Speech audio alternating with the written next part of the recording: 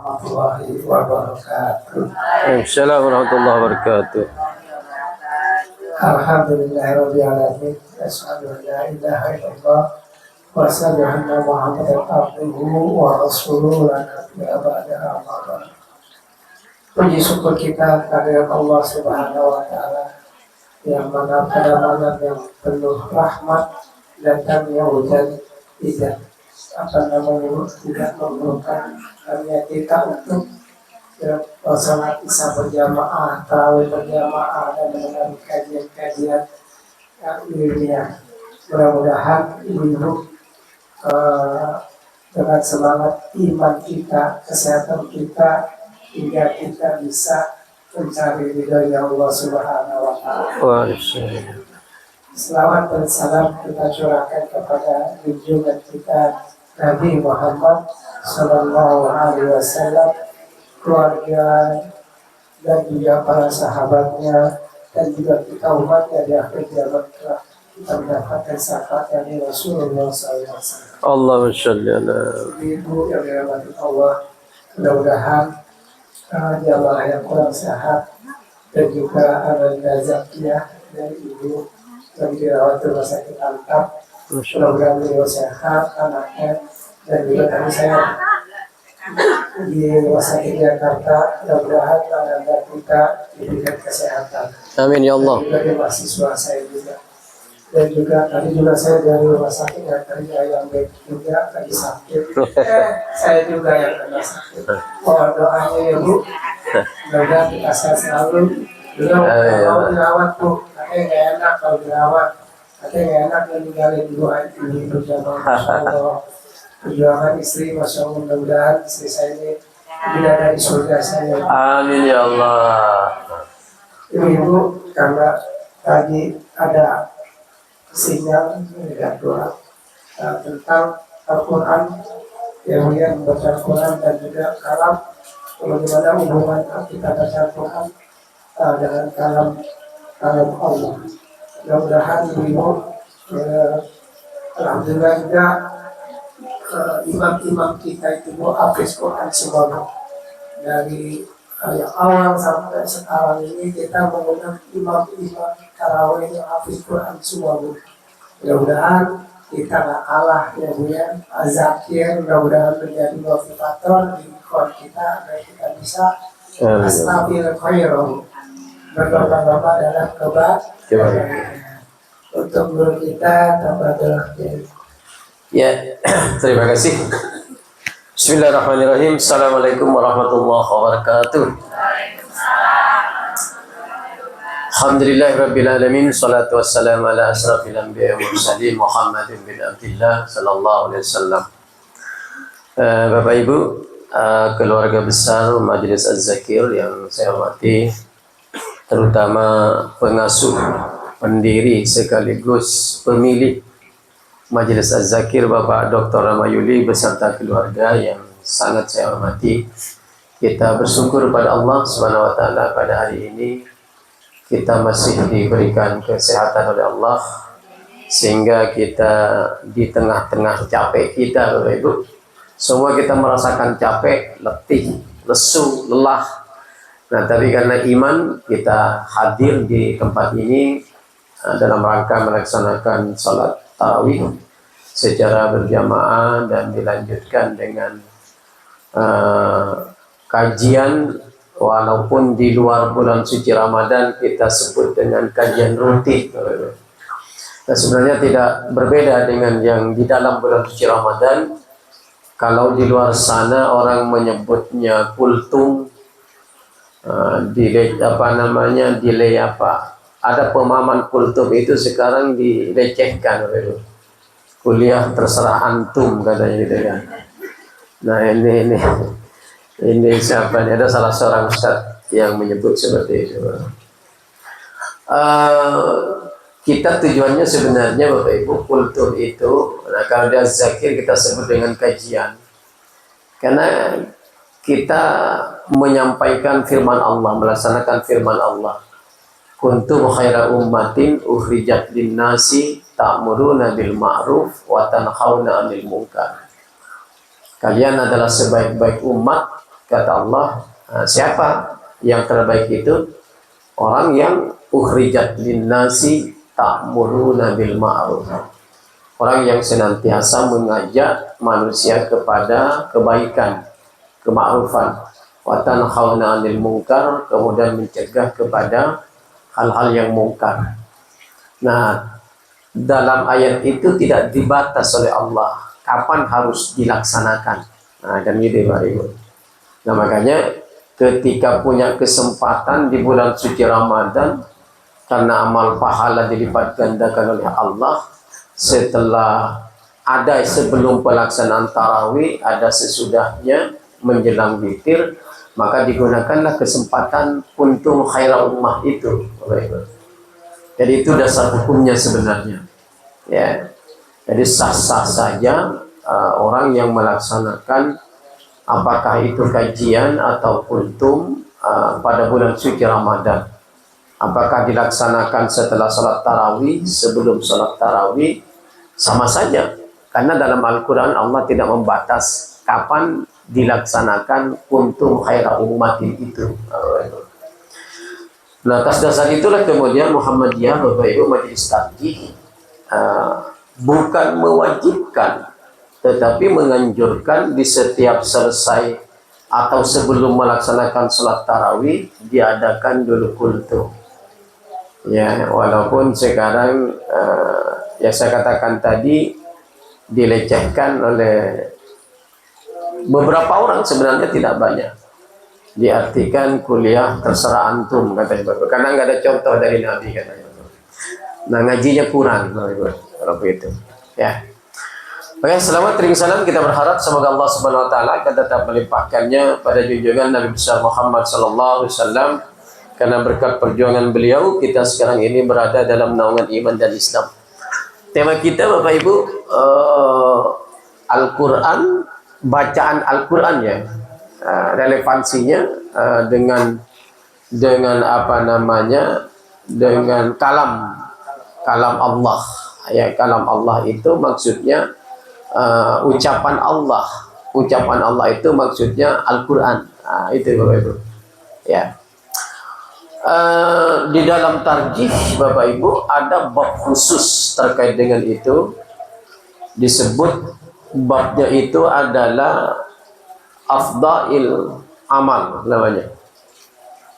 Ya, amalan-amalan yang sangat dianjurkan di dalam bulan suci Ramadan, fadailul a'mal namanya. Nah, salah satu yang dianjurkan itu adalah fa'aksir bis sadaqati wa mudarasatil Quran. Nah, ini Pak Ibu. Nah, ini yang ada relevansinya, ada hubungannya dengan kajian kita, tema kita pada hari ini. Nah, jadi di dalam bulan suci Ramadan itu Pak Ibu, apalagi malam ini adalah malam yang keberapa ini Bapak Ibu? Malam yang ke-17. Ya. Sepakat atau tidak, yang jelas sebagian ulama berpendapat bahwa diturunkannya kitab suci Al-Quran. Walaupun masih berselisih pendapat para ulama sebenarnya.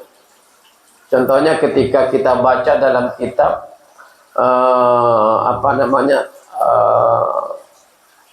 At-Tafsirul Quran. Nah, itu ada salah satu kitab tebal itu yang membahas masalah ulumul Quran.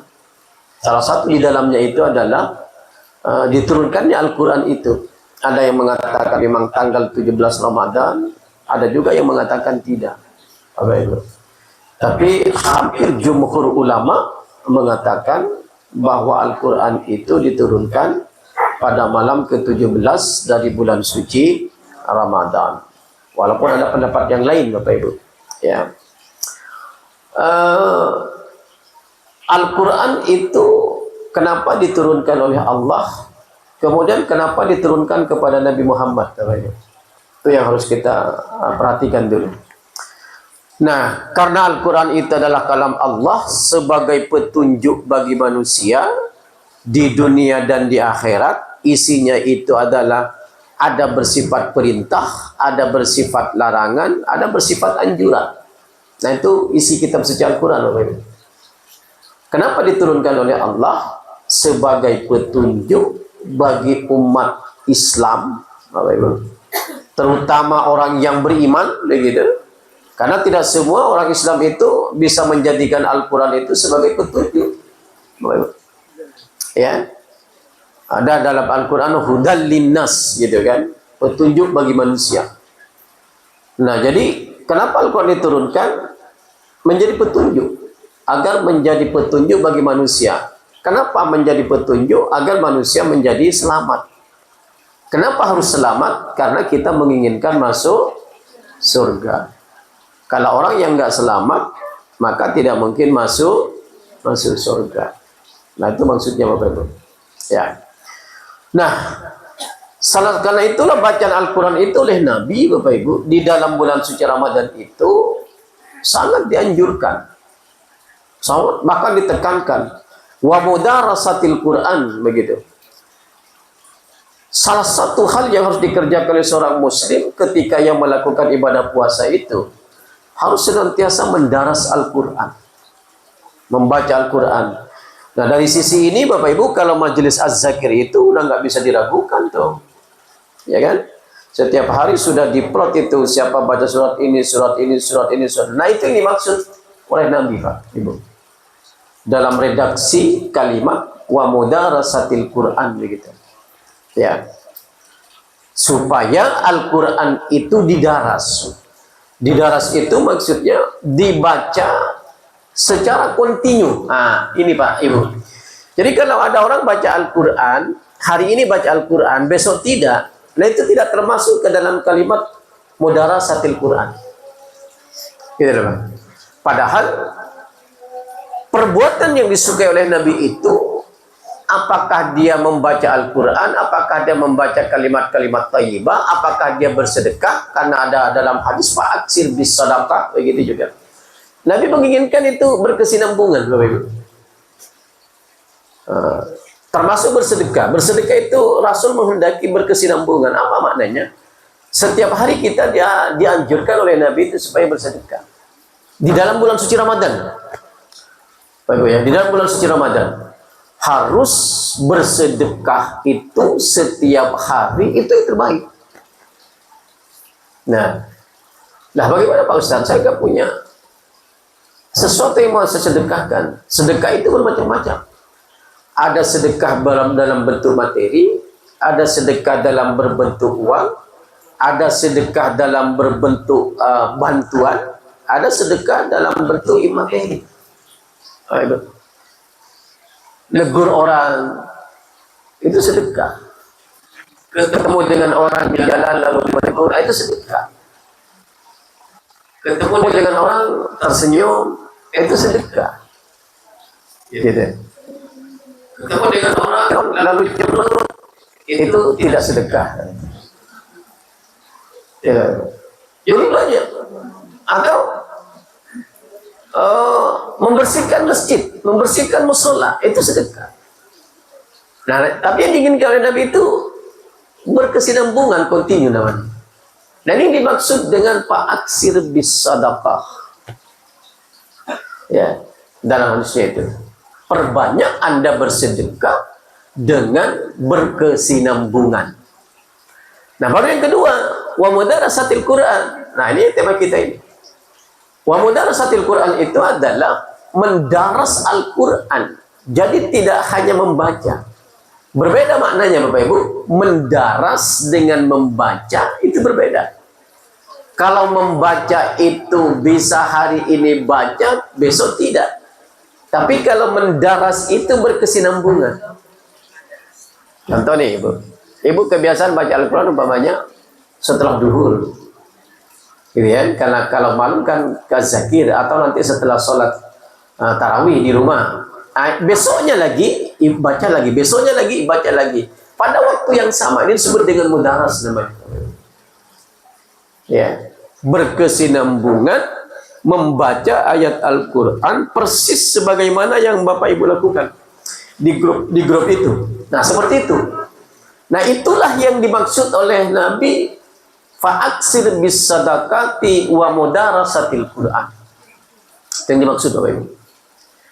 Jadi kalau hanya malam Jumat baca Al-Quran nih Bapak Ibu, lalu malam Sabtu, Minggu, Senin, Selasa tidak, nyampe malam Jumat, nah, itu tidak disebut dengan mudarasatil Quran. Ya, jadi baca Al-Quran itu secara berkesinambungan disesuaikan dengan waktu yang kita miliki. Baik. Jangan begini, saya punya waktu baca Al-Quran, ibu-ibu nih, ibu-ibu, setelah jam 11 malam atau jam 10 malam di dalam bulan suci Ramadan, ya kan? Sementara pada saat itu ibu punya tanggungan, ibu punya kewajiban, ya kan? Dilepas kewajiban itu hanya ingin membaca Al-Quran karena supaya termasuk ke dalam kalimat wa mudarasatil Quran. Ada kewajiban yang ibu tinggalkan. Kecuali nih, ibu dengan bapak sudah punya komitmen. Nggak apa-apa deh ibu baca Al-Quran jam 10. Nggak apa-apa ibu tidak tidur dengan saya. Itu bagus kalau begitu. Tapi kalau ibu memaksakan itu, lalu ada keluh kesah seorang hati seorang suami, ibu berdosa. Walaupun itu membaca nah gitu. Jadi pilih waktu di mana tidak ada kaitannya dengan suami atau anak atau dengan tanggung jawab ibu sebagai seorang istri umpamanya. Setelah sholat subuh nggak mengapa, atau setelah sholat duhur nggak mengapa. Setelah maghrib susah waktunya. Maghrib kan kita sebentar lagi kita sholat begitu, ya kan? Kalau mau waktu malam, sementara ibu kan harus istirahat mendampingi suami, itu harus izin dari suami. Kalau kata bapak jangan, kita harus tidur, istirahat, nggak boleh dibantah. Walaupun ingin membaca Al-Quran, ya. Bagaimana pahalanya? Oh, dilipat gandakan, Bapak Ibu. Jadi bacaan Al-Quran yang kita daras di dalam bulan suci Ramadan itu, kalau kita baca dengan keikhlasan, maka pahalanya dilipat gandakan oleh Allah. Di luar bulan suci Ramadan tidak ada kalimat dilipat gandakan itu. Itu Bapak Ibu. Nah, salah satunya. Yang kedua, Al-Quran itu kan di samping menjadi petunjuk Bapak Ibu, juga Al-Quran itu bersifat perintah. Jadi ada tiga isi Al-Quran Bapak Ibu. Pertama bersifat perintah, kedua bersifat larangan, ketiga bersifat anjuran. Ya. Apa bentuknya bersifat perintah itu? Segala sesuatu yang hukumnya wajib. Sholat, puasa, zakat, kemudian haji, itu kan wajib. Itu namanya berbentuk perintah. Ada nggak perintahnya dalam Al-Quran? Ada.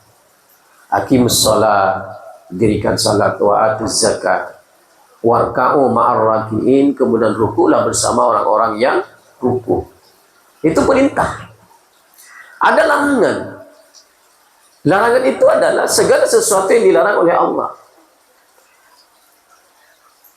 Tidak boleh kita umpamanya mencuri. Tidak boleh kita umpamanya membantah suami kalau seorang ibu. Tidak boleh kita umpamanya menyakiti keluarga. Tidak boleh kita umpamanya keluar rumah tanpa izin suami. Tidak boleh kita umpamanya mengambil hak orang lain. Tidak boleh kita membicarakan aib orang lain. Itu larangan namanya. Gitu. Jadi ada perintah, ada larangan dalam Al-Quran itu. Ya. Kalau yang perintah itu wajib hukumnya, kalau yang larangan itu haram hukumnya kita lakukan. Gitu. Nah, bagaimana sifatnya anjuran? Anjuran itu adalah segala sesuatu yang berorientasi kepada kebaikan, tetapi tidak sampai hukumnya itu kepada yang wajib. Contoh, bersedekah. Itu kan anjuran Al-Quran. Kemudian berbuat baik kepada orang lain, ya kan? Memelihara silaturahmi, memelihara persatuan, karena kita adalah bersaudara. Itu namanya bentuknya anjuran, Bapak Ibu. Kewajiban itu banyak, larangan itu lebih banyak, anjuran itu lebih banyak banget. Gitu. Jadi hanya 3 itu isi Al-Quran itu, Bapak Ibu. Dari juz pertama sampai terakhir itu, surat Al-Fatihah sampai An-Nas itu hanya 3 isinya. Perintah, larangan, anjuran. Gitu. Nah, ketika Allah memerintahkan sesuatu yang wajib, itu nggak boleh kita tolak. Mau sakit kita, mau sehat kita, mau sibuk kita, mau santai kita, harus kita lakukan. Itu wajib. Jadi tidak ada tawar-menawar di dalam hal wajib. Sholat, boleh tidak sholat kalau sakit umpamanya, nggak ada begitu ceritanya. Mau sakit, mau sibuk, mau napas turun naik begitu, nggak bisa, harus wajib. Itu wajib namanya. Larangan juga keras, nggak boleh kita lakukan. Mau itu hobi kita, mau itu kesukaan kita, minum khamar, makan daging babi, nggak boleh. Makan binatang yang tidak disembelih karena menyebut nama Allah, haram hukumnya, nggak boleh kita lakukan. Mau itu kita suka dengan itu, mau kita hobi kita, nggak boleh kita lakukan. Itu larangan namanya. Nah, hati-hati Bapak Ibu. Ibu beli daging, beli ayam terutama ya, beli ayam di pasar, Pak Ibu. Sementara kita nggak tahu bagaimana proses pemotongannya, ya. Termasuk haram jika ayam itu, daging itu, sapi itu, kambing itu dipotong dengan tidak menyebut nama Allah. Haram hukumnya. Dia menjadi bangkai posisinya itu. Nah, jadi lebih baik Bapak Ibu kalau motong ayam sendiri, itu dijamin kehalalannya. Ya kan, apalagi ada namanya ayam apa namanya Bapak Ibu? Ayam tiren. Lihat itu. Murah tapi membawa kita ke surga. Ke neraka, bukan ke surga. Membawa kita ke neraka. Ya kan? Kalau salah pemotongannya itu lalu kita paham dia salah lalu kita makan, haram hukumnya. Gitu. Jadi 3 itu isi Al-Quran itu. Pengembangannya yang banyak. Dirikan sholat umpamanya Bapak Ibu. Kalau wajibnya itu hanya ada 5. 5 macam maksudnya, 5 waktu. Tapi sudahnya itu yang banyak. Yang bersifat anjurannya. Ini yang paling banyak. Termasuk melaksanakan sholat tarawih itu Bapak Ibu adalah berawal dari perintah sholat. Gitu. Walaupun hukumnya sunnah, Bapak Ibu tidak melakukan sholat tarawih sebenarnya tidak mengapa, tidak dosa maksudnya. Tapi oleh Nabi itu dianjurkan karena termasuk kepada anjuran. Gitu. Apa manfaatnya? Manfaatnya itu adalah menambah nilai puasa yang kita lakukan. Ketika seorang muslim melakukan ibadah puasa lalu tidak melakukan sholat tarawih, walaupun tidak berdosa, tapi nilai pahala puasanya kurang. Nah, untuk melengkapi itu kemudian ditambahlah dengan amalan-amalan yang baik. Salah satu diantaranya adalah melaksanakan sholat tarawih. Nah, jadi walaupun sunnah Bapak Ibu, kita kalau bisa jangan sampai meninggalkan. Mau sesuai dengan hadis yang bersumber dari Aisyah 11 rakaat, mau tidak bersumber daripada hadis Ibnu Umar umpamanya. Hadis Ibnu Umar itu kan nggak dibatas berapa banyaknya, tetapi Nabi mengatakan salatul laili wan nahari masna masna, 2-2, tidak dibatas oleh Nabi sampai berapa rakaat begitu. Jadi semampu kita. Karena itu lahirlah kemudian pendapat para ulama, boleh 11 rakaat, boleh 11 rakaat, boleh 23 rakaat, boleh 43 rakaat. Karena memakai hadis yang bersumber dari Ibnu Umar. Salatul laili wan nahari masna masna. Nah, kalau berpandu pada hadis Aisyah, Nggak boleh lebih dari 11. Harus 11. Kalau kita memakai hadis yang bersumber dari Aisyah. Karena jelas hadisnya itu dari Aisyah, bahwa Nabi melakukan sholat itu adalah arba'an wa salasan. 4, 3. Gitu. Ya. Nah sekarang Bapak Ibu, saya dengar dari teman saya baru pulang tadi dari Mekah. Sebenarnya sebelum puasa itu saya sudah tahu informasinya. Di Arab Saudi itu sholat tarawih itu sekarang 13 rakaat. Bapak Ibu. Tidak 11, tidak 23, tapi 13 rakaat sekarang. Nah kalau kita lihat dalil mana yang dipakai oleh Arab Saudi, ya kan? Susah tuh kita, Pak. Tapi ada nggak orang yang protes ke Arab Saudi? Itu nggak ada. Padahal sekarang sholat tarawih di Arab Saudi itu 13 rakaat, Pak. Masjidil Haram, Masjid Nabawi. Beda dengan orang Indonesia. Kalau tidak 11 orang Indonesia, 23, 46 jalan tuh. Gitu. Tapi antara 11 dengan 23. Gitu. Coba di Indonesia, ada orang melakukan sholat tarawih 13 rakaat. Wah, besoknya terdengar tuh dari ujung rambut sampai ujung kaki tuh kedengarannya. Dari ujung barat sampai timur terdengar tuh, dibicarakan. Dalam Saudi nggak nyantai aja. Padahal kan kita paham Arab Saudi itu adalah sumber dari lahirnya Islam. Nah, dalil apa yang dipakai?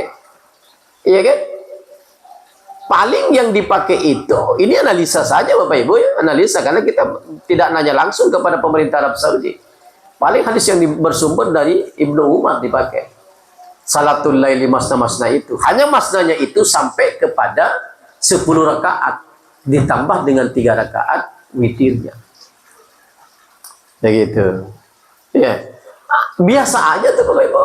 Perubahan dari 23 sampai 13 rakaat di Arab Saudi, Mekah, Madinah itu biasa-biasa aja tuh. Nggak ada yang usil-usil, yang ngomongin di mana-mana. Itu hebatnya orang Indonesia, orang-orang Arab Saudi.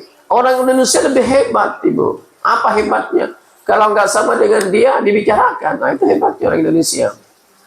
Ya kan? Pelaksanaan sholat 11 rakaat arba'an wa salasan itu saja dibahas oleh orang Indonesia, terutama sekarang ini Pak, Ibu. Sekarang ini hampir semua ustadz membahas itu.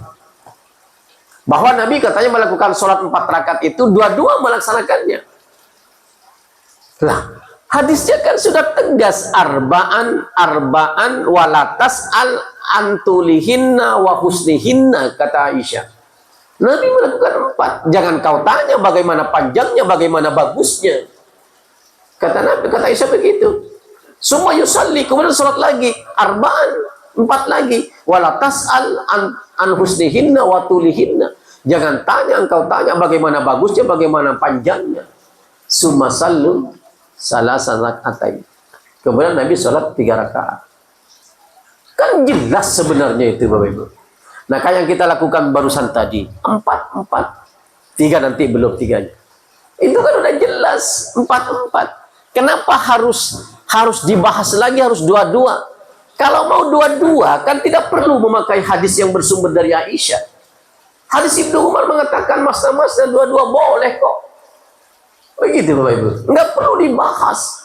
Sekarang ini, waduh, hampir semua ustadz itu membahas pelaksanaan sholat yang 4 rakaat itu. Hadis yang bersumber dari Aisyah. Bahkan kemudian ada yang memperkuat pendapatnya itu dengan pendapat para imam. Rumusnya Bapak Ibu, kalau hadis itu sudah jelas, nggak perlu kita pendapat para ulama. Berbeda ketika masalah itu nggak jelas, kita butuh pendapat para ulama. Ini kan udah jelas 4-4-3. Di mana tidak jelasnya? Arba'an wasalam. Kan jelas hadisnya. Nggak perlu dibahas lagi ini. Masalah Anda tidak mau melakukan itu, silahkan. Oh, saya maunya dua-dua, silahkan. Tuh hadisnya ada kok dari Ibnu Umar hadisnya. Masna-masna dua-dua. Kenapa harus mengobok-ngobok yang 4 rakaat ini padahal udah jelas dasar hukumnya? Disitulah metodologi berpikirnya itu tidak rasional menurut saya. Diiringilah kemudian dengan pendapat imam ini. Kalau ada hadis, enggak boleh kita memakai pendapat para ulama. Kecuali hadisnya enggak ada, baru kita memakai pendapat para ulama. Bingung saya juga ini Bapak Ibu. Tambah lama. Karena udah mau kiamat nih kita ini Bapak Ibu.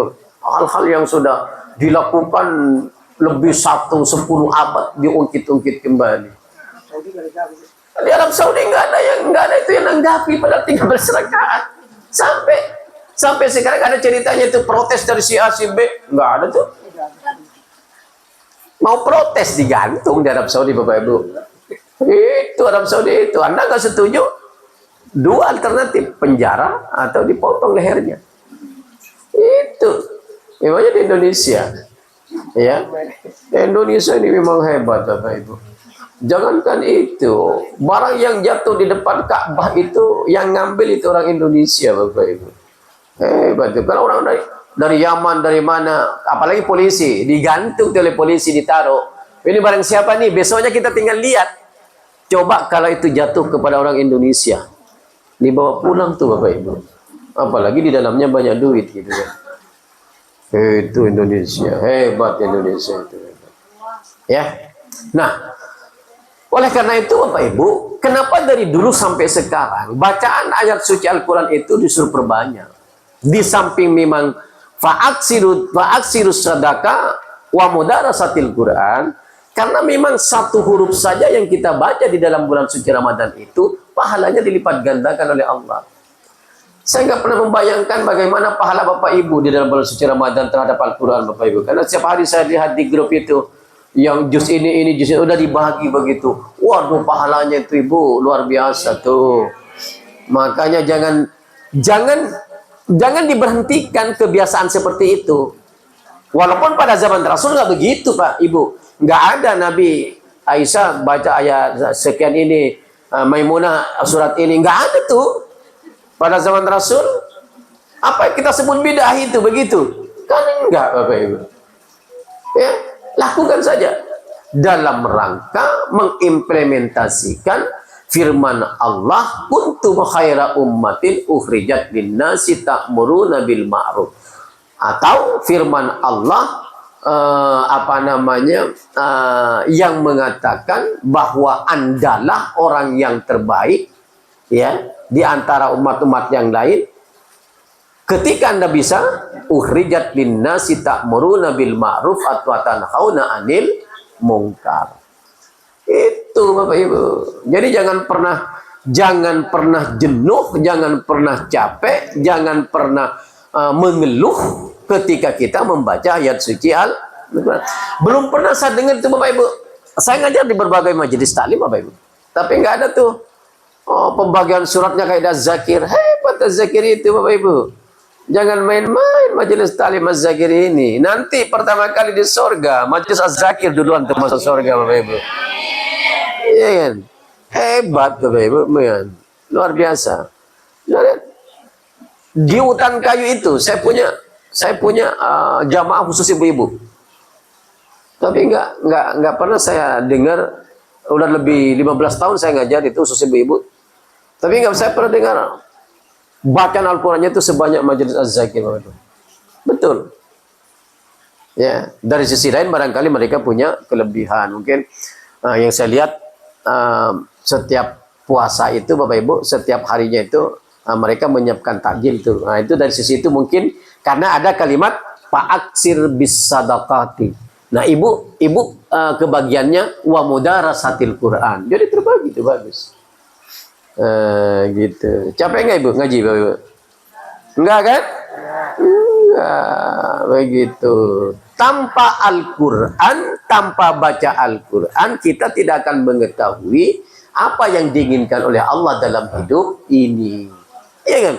Kalau tanpa Al-Quran, nggak ada petunjuk Al-Quran, kita sembarangan hidup itu Bapak Ibu.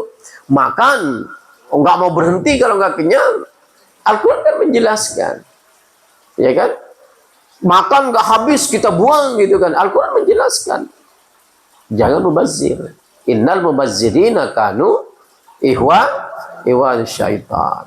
Nggak boleh. Semuanya ada di dalam Al-Quran. Karena itulah kenapa Al-Quran itu disebut petunjuk. Bapak Ibu. Hudal linnasi, petunjuk bagi manusia. Manusia di sini bukan hanya majelis az-zakir, tapi semua orang Islam yang ada di dunia, bukan hanya di Indonesia. Sudah berapa kali khatam Bapak Ibu? Sudah berapa kali khatam? 15. 5. Masya Allah. Berarti setelah sampai Ramadan minimal 10 khatam. Luar biasa Bapak Ibu. Ya, selamat Bapak Ibu. Mudah-mudahan nanti di hari kiamat saya doakan ibu-ibu semua yang pertama kali ditanya nanti oleh Allah dalam majelis az-zakir Bapak Ibu ya. Dan mudah-mudahan setelah ditanya Allah bilang ya, masuk surga duluan begitu kan. Itu luar biasa itu. Nah, tapi begitu nyampe surga lihat dulu mana teman saya yang belum nih. Oh, Ustaz yang belum tuh katanya. Panggil ibu. Gitu, jangan egois masuk surga itu. Ibu merasakan kenikmatan, saya dengan Pak Rama belum dipanggil gitu kan. Nah, cari, panggil segera. Kalau lama nunggunya ibu bilang sama Allah, ya Allah, itu ustadz saya, itu ketua majelis taklim saya, tolong panggil segera ya Allah. Itu kalau orang yang masuk surga minta, dijawab oleh Allah Bapak Ibu. Gitu ya. Jadi saya harus banyak-banyak berbuat baik dengan ibu nih Bapak Ibu, biar saya nanti dipanggil di dalam surga. Saya kira itu Bapak Ibu kajian singkat kita, mudah-mudahan ada manfaatnya buat kita. Terima kasih, mohon maaf. Wa'alaikum minkum. Assalamualaikum warahmatullahi wabarakatuh. Demikian ibu kajian kita tentang bagaimana kita bisa menghafal Quran, dan semoga kita selalu kuat hati kita membaca Quran, dan semoga Quran yang kita baca nanti mendapatkan syafaat yang mana juga penerang dalam kubur ya. Mudah-mudahan apa yang kita baca selamat kita kelak di dunia ini dan di akhirat. Baik, akhiri berkata alhamdulillah. Assalamualaikum warahmatullahi wabarakatuh.